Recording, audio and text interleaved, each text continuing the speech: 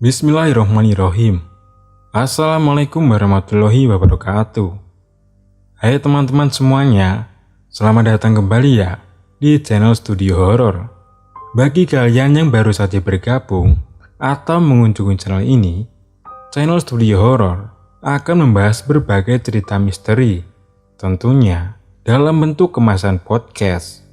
Studio Horor kali ini akan menceritakan mengenai 14 hari terjebak di dimensi gaib. Cerita misteri ini bersumber dari Freddy Raskin. Sebelum kita membahas lebih lanjut, alangkah baiknya silahkan melakukan subscribe terlebih dahulu ya, agar bisa mengikuti video terbaru dari Studio Horor berikutnya. Tahun 2016, suasana sebuah desa Pinang di bawah kaki Gunung Raung terasa sejuk pagi itu. Aktivitas masyarakat di desa yang dikepung hutan khas kaki gunung berjalan normal seperti biasa. 3 orang pria tua berangkat masuk ke area hutan mencari rumput untuk pakan kambing ternak. Karena area pinggir hutan sudah banyak yang ditanami tanaman produktif. Ketiga orang itu masuk semakin dalam sampai ke wilayah petak 43. Kawasan ini sebenarnya masuk ke wilayah yang dirasa wingit atau angker bagi masyarakat setempat. Tapi ketika kakek itu tak punya pilihan lain, jika ingin mendapat rambanan yang segar dan banyak, mereka harus masuk ke dalam hutan. Sampai menjelang duhur, 2 orang kakek dari 3 kakek pencari rumput merasa sudah cukup. Sebut saja namanya Katemo dan Paiman. Mereka berdua kemudian berniat kembali ke desa. Tapi tidak dengan Ngatimin. Pria yang paling tua dari 3 orang pencari rumput itu merasa masih lelah. Dia menyuruh kedua temannya untuk kembali lebih dahulu. "Aku mau istirahat dulu ya, masih capek," kata Ngatimin kepada 2 orang temannya. Katemo dan Paiman awalnya tak mau meninggalkan Ngatimin. Terlebih, lokasi itu berada jauh di dalam hutan. Meski bisa dilewati motor, tapi jalannya terjal. Keduanya khawatir Ngatimin tidak bisa pulang sendiri. "Sudah, sana pulang dulu. Nanti aku menyusul," kata Ngatimin, meyakinkan kedua temannya. Akhirnya, Katemo dan Paiman kembali ke desa. Sebelum pagi, keduanya sempat mengingatkan Ngatimin agar tidak lama-lama beristirahat. Ngatimin hanya mengangguk sambil bersandar di batang pohon. Matahari pun terasa beranjak. Langit berubah gelap saat azan maghrib berkumandang.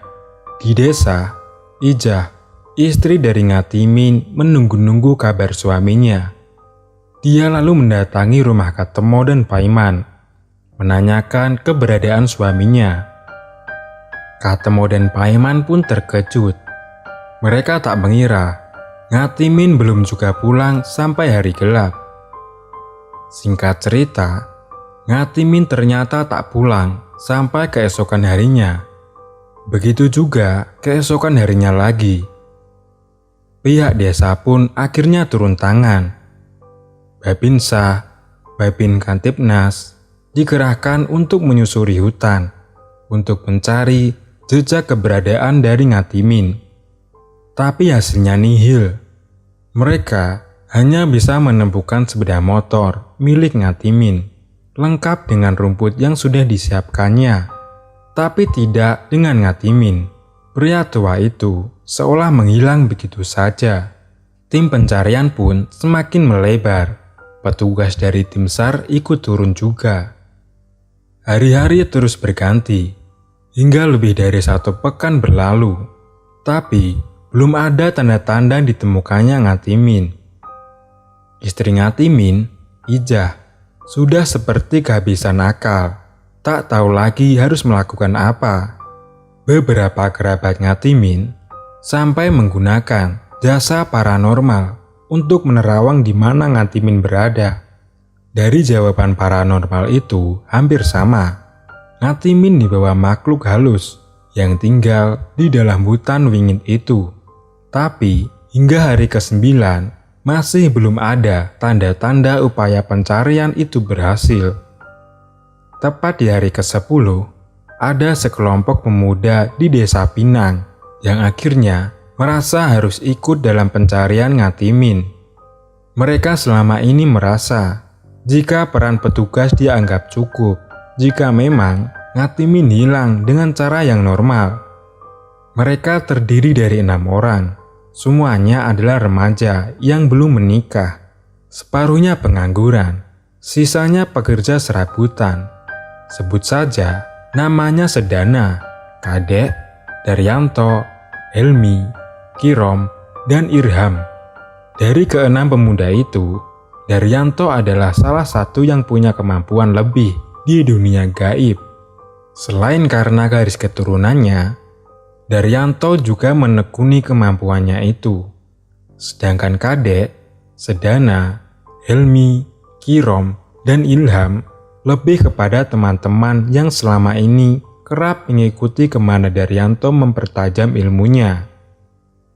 Singkat cerita, di hari ke-10, 6 orang itu akhirnya membuat kesepakatan untuk ikut berangkat ke Alas Wingit, tempat Ngatimin hilang. Sebelum berangkat, ke-6 pemuda itu mengumpulkan uang yang mereka miliki, yaitu terkumpul sekitar Rp40.000. Dar, ini untuk beli apa saja? Tanya Sedana kepada Daryanto. Beli roti saja, nanti airnya bawa dari rumah. Sisanya bisa untuk beli rokok, jawab Daryanto. Akhirnya, siang itu juga, mereka berangkat dengan menggunakan sepeda motor. 3 sepeda motor untuk 6 orang. Jarak dari tepi hutan ke area pencarian cukup terjal. Setelah melalui jalanan berbatu, rombongan pemuda itu harus melewati jalan setapak yang dihimpit rapat pepohonan randu. Kondisi hutan yang selalu basah membuat jalanan menjadi licin. Beberapa kali, ban sepeda motor nyaris tergelincir karena beceknya jalan. Setelah hampir 1 jam berjuang di medan yang berat, ke-6 pemuda itu akhirnya sampai di sebuah bukit yang menjadi tempat berkumpulnya para pencari Ngatimin. Ada tenda yang didirikan tim SAR dan pondok kayu yang dibangun warga. Saat mereka tiba, warga tengah beristirahat sembari menunggu waktu sholat maghrib. Karena jarak pos tempat berkumpul cukup jauh dengan desa, sebagian memilih bermalam sebelum melanjutkan pencarian esok harinya. Mau kemana, nak? Tanya seorang pria kepada rombongan pemuda, pimpinan Daryanto. Saya dari dusun, Pak. Mau ikut mencari Pak Ngatimin, jawab Daryanto. Pria yang kemudian diketahui bernama Imam itu akhirnya berkenalan dengan Daryanto dan 5 pemuda lainnya. Dari profil Daryanto, Imam pun akhirnya paham nama Bapak Daryanto cukup terkenal di kalangan warga yang sudah berumur, terutama tentang kemampuannya dalam hal gaib. Setelah berbincang dan saling berbagi rokok, Imam bahkan menawarkan diri untuk ikut rombongan Daryanto. Total ada 9 orang yang ikut bergabung termasuk Imam. Mereka sebagian besar adalah keluarga dan kerabat dekat Ngatimin yang sudah hampir sepekan bergantian ikut pencarian. Silakan, Pak, tapi saya ingin masuk sampai ke dalam hutan angker. 9 orang yang mendengarkan ucapan Daryanto mengaku siap. Bahkan, mereka membawa bekal tambahan jika nanti terpaksa harus menginap lagi di bagian terdalam hutan. Setelah beristirahat secukupnya, akhirnya 15 orang itu mulai masuk ke dalam hutan yang lebih dalam. Kali ini, mereka berjalan kaki karena jalur yang ada sudah tidak mungkin dilalui kendaraan. Kali ini, jalanan sudah didominasi bebatuan dan tanah gembur. Malam itu terasa semakin gelap karena tidak ada cahaya bulan di atas mereka. Pepohonan yang semakin lebat seolah membekal 15 orang ke dalam kegelapan. Perjalanan terus berlanjut, meski terasa berat, 15 orang itu seolah memiliki keyakinan yang sama. Jika malam itu, Ngatimin harus ditemukan. Daryanto sendiri punya tujuan jika dirinya harus mencari keberadaan Ngatimin dari titik yang sudah diarahkan oleh sesuatu yang mendampinginya. Setelah hampir 1,5 jam berjalan, sampailah rombongan itu di sebuah pohon besar yang dikeramatkan warga. Pohon ini memiliki ukuran yang jauh lebih besar dari pohon-pohon lainnya. Warga menyebutnya Awak Wewe. Selain besar, di atas pohon ini ada banyak pakaian dalam perempuan, mulai celana dalam sampai bra, tampak mencuntai tergantung di dahan tinggi. Tak ada yang tahu apa yang membuat benda-benda tersebut tergantung di sana. Konon, ini berkaitan dengan sosok wanita penunggu hutan yang diyakini tinggal di Awak Wewe. Selain deretan pakaian dalam yang tergantung, di bawah pohon ada banyak cok bakal atau sesajen yang terdiri dari kelapa, bunga 5 warna, dan ayam goreng. Di bawah Awak Wewe, Daryanto kemudian kembali menanyai orang-orang yang ada di rombongannya jika perjalanan masih akan dilanjutkan. Bagi yang merasa tidak mampu atau takut, diperbolehkan mundur karena dia tak tahu apa yang akan ditemui di depan nanti. Ke-15 orang itu saling toleh. Mereka mulai mempertimbangkan banyak hal. Sampai akhirnya, hanya 9 orang yang bersedia melanjutkan perjalanan. 5 orang dari kelompok pemuda yang sejak awal bersama Daryanto. Lalu sisanya adalah Imam dan 3 orang keluarga dekat Ngatimin. Baik Pak, nanti saya butuh salah satu anggota keluarga untuk ritual. Jadi yang lain bisa menunggu di sini, kata Daryanto. Mereka kemudian melanjutkan perjalanan. Ternyata setelah melewati Awak Wewe, jalanan semakin ekstrim. Mereka harus melewati jalanan yang lebarnya hanya 2 jengkal telapak tangan yang menempel di pinggir tebing. Sedangkan di sisi lainnya adalah jurang yang cukup dalam. Berbekal lampu senter, mereka mulai berjalan beriringan. Sedana, salah satu anggota rombongan sempat merasa ragu, tapi tetap memaksakan diri untuk tahu di mana akhir pencarian ini. Dengan menahan kantuk, dilangkahkan kakinya menyusuri jalanan sempit itu tanpa penerangan bulan. Ke-9 orang itu tampak seperti orang buta yang harus meraba jalanan. Hanya Daryanto dan Imam yang tampak terbiasa dengan jalur yang mereka lewati. Sesekali, angin dingin menerpa kaki-kaki rombongan saat melangkah melalui setapak. Setelah melewati jalanan sempit, akhirnya rombongan tiba di sebuah lokasi yang menurut Daryanto menjadi titik yang tepat untuk mencari Ngatimin. Lokasinya berada di tengah pepohonan, tapi terlihat sedikit terbuka daripada sisi lain hutan itu. Daryanto lalu membagi tugas. 4 orang diminta menjaga di lingkaran luar, karena menurutnya nanti akan ada banyak makhluk yang berusaha mengganggu jalannya ritual. Kemudian, 5 orang yang lainnya berada di sekeliling Daryanto untuk menjadi bagian dari ritual. Di antara 5 orang itu, 1 di antaranya menjadi perantara. Orang itu harus anggota keluarga yang punya ikatan darah dengan Ngatimin.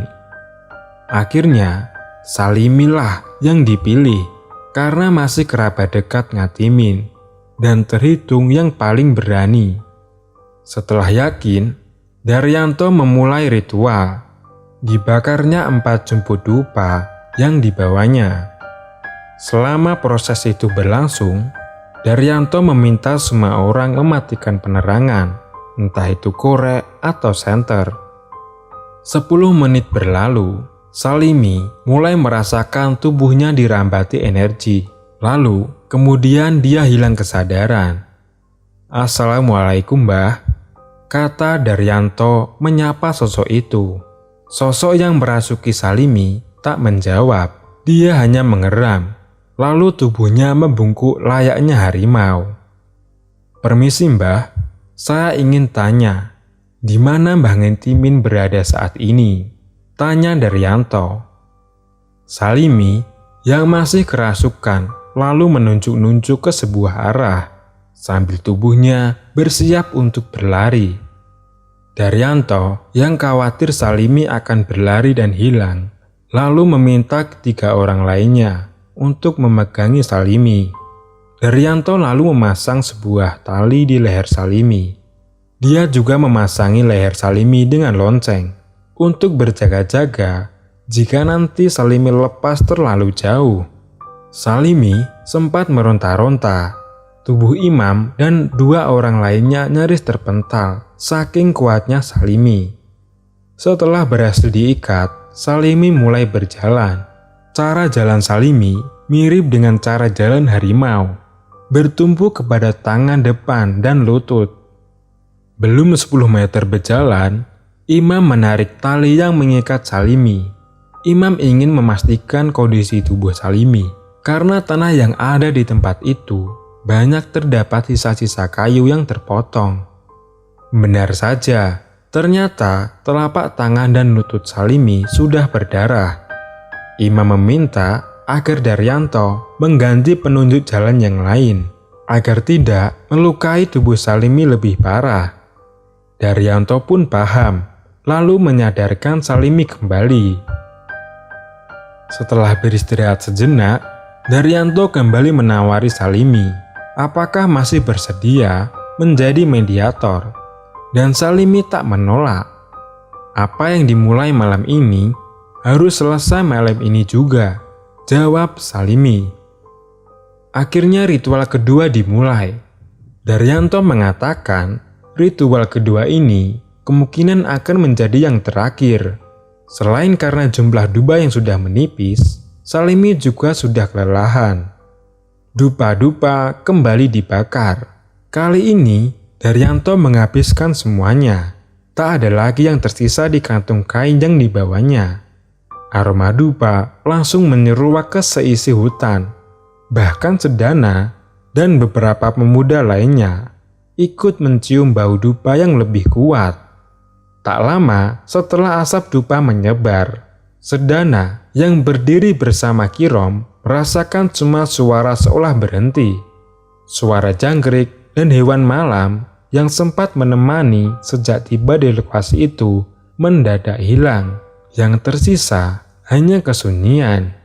Bahkan mereka tak merasakan ada hembusan angin. Dari jauh, Sedana melihat ada cahaya temaram yang seolah turun dari atas tepat mengenai tubuh Salimi. Cahaya itu seolah hanya turun untuk menyinari tubuh Salimi. Di tengah konsentrasinya melihat Salimi, Sedana tiba-tiba merasakan adanya suara-suara aneh di dekatnya. Lebih tepatnya, suara anak-anak kecil yang sedang bermain. Sedana yang hanya bermodal nekat saja mulai merasakan takut. Anak-anak kecil itu seolah bermain di dekatnya dan Kirom. Sayup-sayup anak-anak kecil itu seolah berkata, "Di sana loh, di sana loh." Bulu kuduk Sedana merinding. Dia yakin seyakin-yakinnya jika suara itu bukan dari anak kecil biasa. Matanya tak berani menoleh ke sumber suara. Sampai tiba-tiba dia mendengar suara orang menggeram. Refleks, Sedana menoleh ke sumber suara. Ternyata ada sosok tinggi besar yang tengah bersandar. Sosok itu seolah menatap Sedana dan Kirom yang tengah berdiri mematung. Beruntung, gelapnya hutan membuat Sedana tak bisa melihat dengan jelas wajah makhluk tersebut. "Rom, apa kamu melihat?"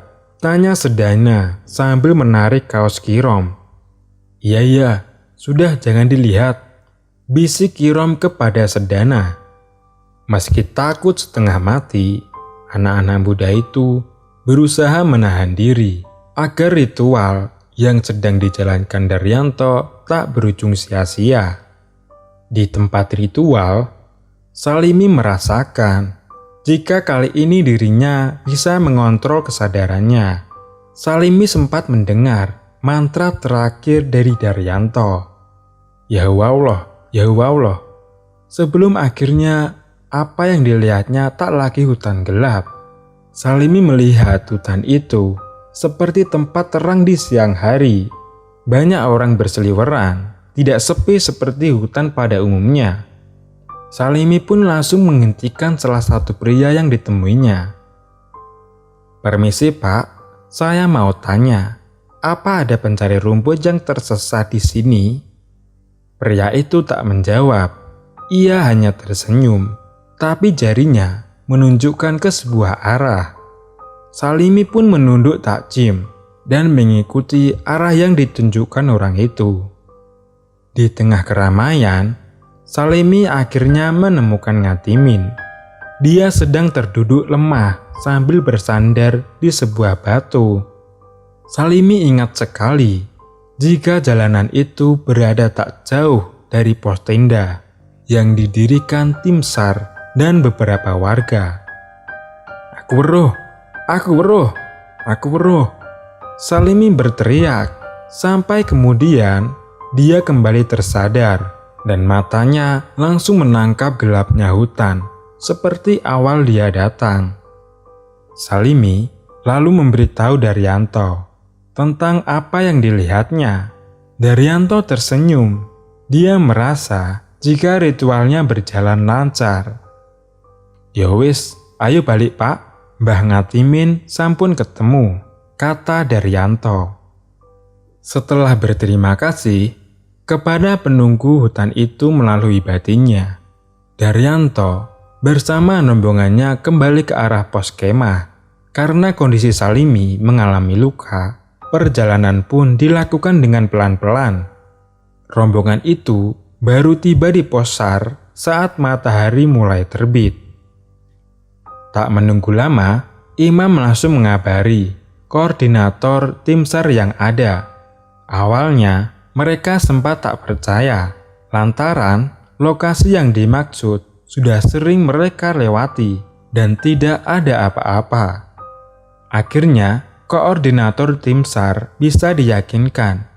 Semua warga yang masih ada di pos ikut melakukan penjemputan.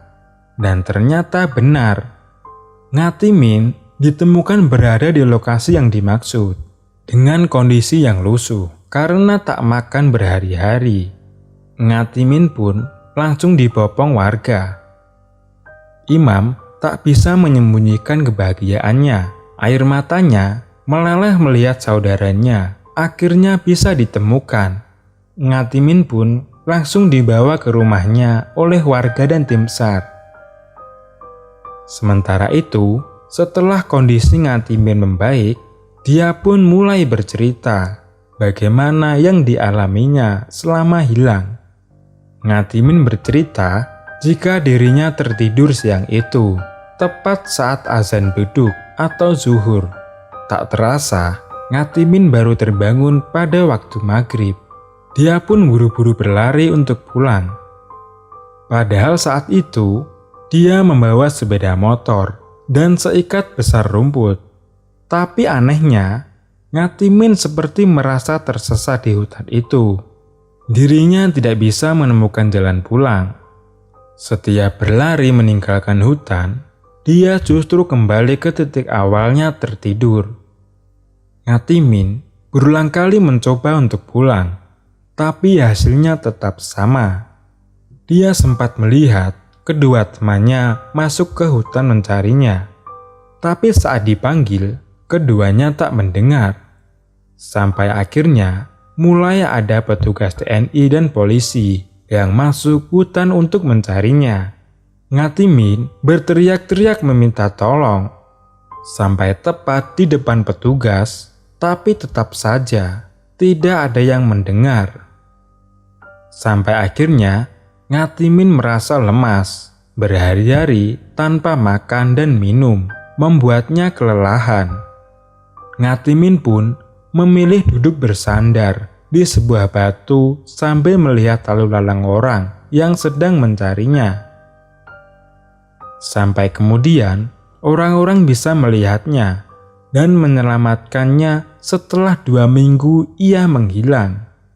Ngatimin sempat pasrah saat itu, tapi ternyata itu bukan mimpi. Ngatimin benar-benar ditemukan dan bisa dibawa pulang. Saya bisa lihat saudara-saudara saya yang menangis, tapi mereka tak bisa melihat saya.